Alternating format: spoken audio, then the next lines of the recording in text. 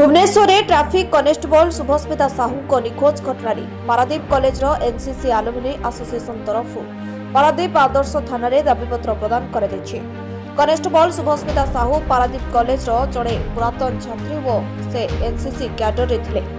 से भुवनेश्वर में head constable भाव ट्रैफिक रे नियुक्ति पाई।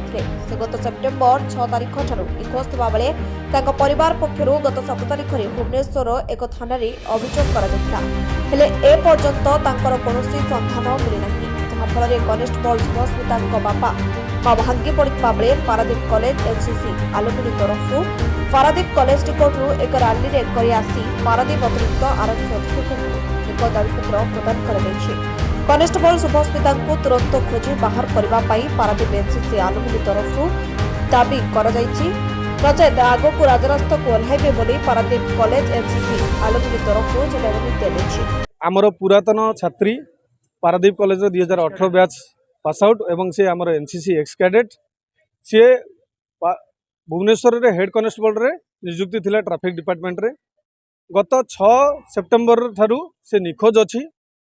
ता नहीं 7 तारिख रे तांकर परिवार भुवनेश्वर रे एफआईआर करथिले, किंतु ए पर्यंत जने पुलिस कर्मचारी जदि निखोज होची ताकू भी खोजिबारे जदि पुलिस प्रशासन विफल होईची।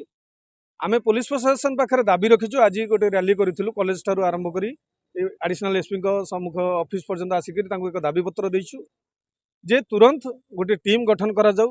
जेहेतु से पारादीप छात्री तार जीवन प्रति विपद अछि, तार परिवार एबे कांदबोबाली करुछंती, ताकू तुरंत खोजिबा पई आमे पारादीप कॉलेज आलुमिनी एवं पारादीप कॉलेज स्टूडेंट माने एक रैली करी आसी आमर माननीय अतिरिक्त आरक्षी अधीक्षक एडिशनल एसपी को एक दाबी पत्र दैछु।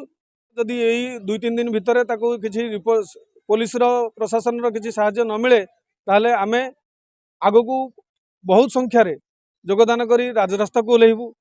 रिक्वेस्ट करूछु जे प्रशासन एहा प्रति एक गोटे प्रॉम्प्ट एक्शन नौ बोली। Report news prime Odisha.